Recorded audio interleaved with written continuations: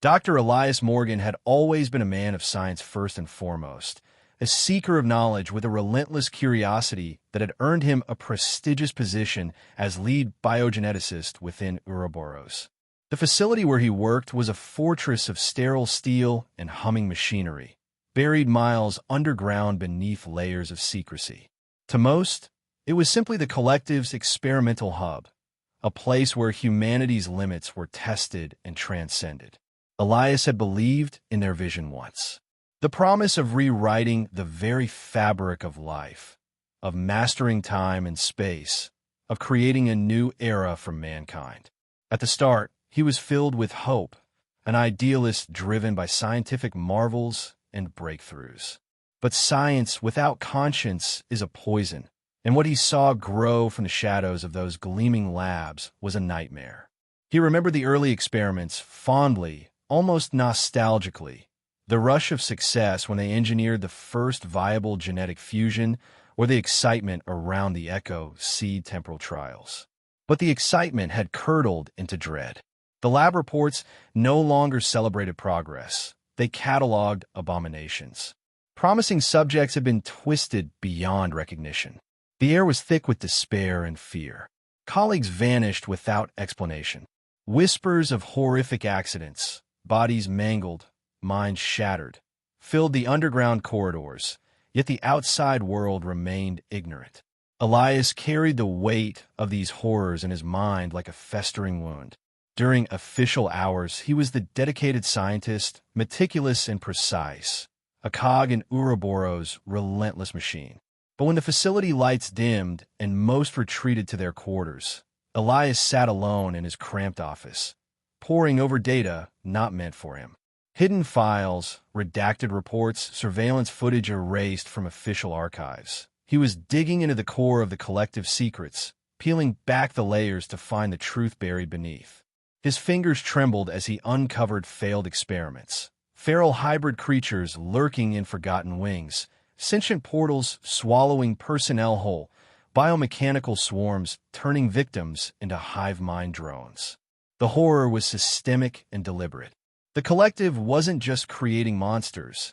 It was rewriting existence itself. His nights were restless. He found himself haunted by growing paranoia. How many innocents had suffered? How long would this spiral continue? Every noise in the empty halls set his nerves on edge. Every flicker of light a shadow of surveillance. But beneath that fear burned a fierce determination. If the world knew the truth, perhaps this could be stopped. Yet doubt lingered. How could one man topple such a vast, secretive empire? The facility was a fortress, guarded by more than just armed personnel. There were things no ordinary human could face, and Elias knew some secrets were protected by death itself. Still, he resolved if no one else would act, he would. For the victims, for the future. The cold fluorescent lights buzzed faintly as Elias Morgan moved through the deserted hallways of the Ouroboros facility.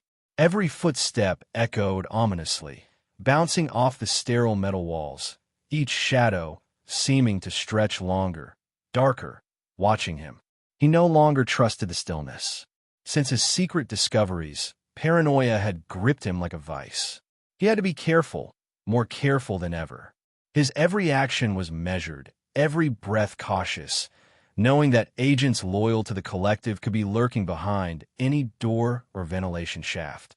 His workspace, a small hidden chamber he had converted from abandoned storage closet, was cluttered with external drives, notebooks filled with scribbles, and half-eaten food, the detritus of sleepless nights spent piecing together the truth.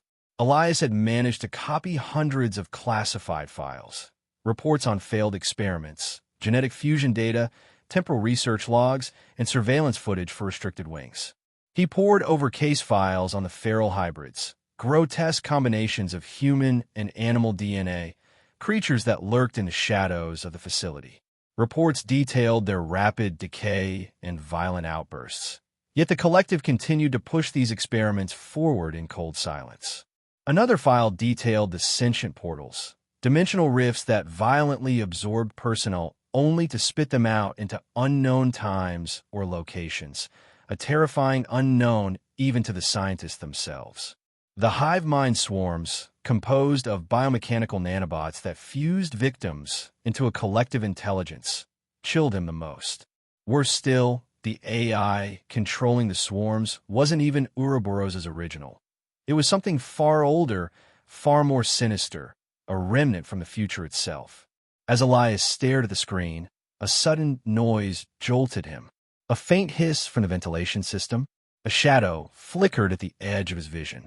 His heart hammered. He had nearly been caught before. One evening, while moving covertly through the lower maintenance tunnels, Elias had sensed movement behind him. Two figures clad in black tactical suits and helmets.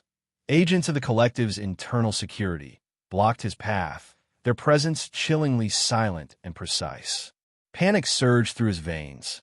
With desperate quick thinking, he slipped into an unmarked access panel, crawling through claustrophobic shafts until he emerged outside the facility's perimeter under the cloak of darkness. That narrow escape had only fueled his determination and his fear. The collective was watching. They knew someone was leaking secrets, and Elias suspected they were closing in.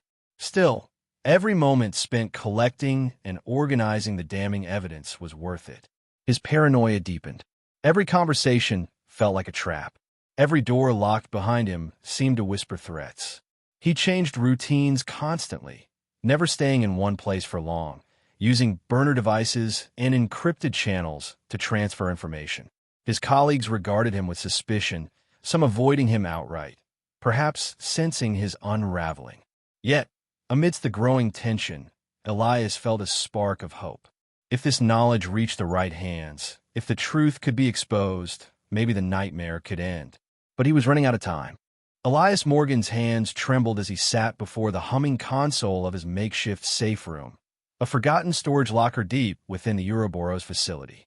The air was thick with stale metal and stale fear. Every second counted. He had poured weeks of his life into compiling the truth. Hundreds of pages of reports, encrypted files, videos, and photographs documenting the unspeakable horrors the collective concealed. The feral hybrids that prowled in shadows, the sentient portals tearing through dimensions, the hive mind nanobots overriding free will, all the grotesque experiments and failed ambitions. His fingers moved swiftly, the keys clacking in anxious rhythm as he prepared the final transmission, a desperate bid to leak the files to a secure external network. If this succeeded, the world outside would finally know. But deep down, Elias knew the price he might pay. The lights flickered overhead. A cold draft swept through the narrow room. And then, the temperature seemed to drop sharply, as if the very walls held their breath. From the shadows stepped a figure, tall, cloaked in a battered trench coat, with eyes that glowed like spectral fires beneath a brimmed hat. The Golden Eye. Elias froze, heart pounding wildly. He had heard rumors of the figure who moved unseen through Ouroboros, an enigma said to be both executioner and judge. "You should have stopped," the Golden Eye said softly, voice like grinding gears turning in an ancient machine. Elias swallowed hard, voice barely a whisper. "Why? Why do you do this? Why kill those who seek the truth?" The Golden Eye's gaze was unflinching. "The truth is a cycle, one that must continue for balance. Your sacrifice is part of that cycle." A blade of dark energy flickered to life in the visitor's hand, swift, merciless. Elias's vision blurred. The files on his screen vanished in an instant. His final breath escaped as darkness claimed him.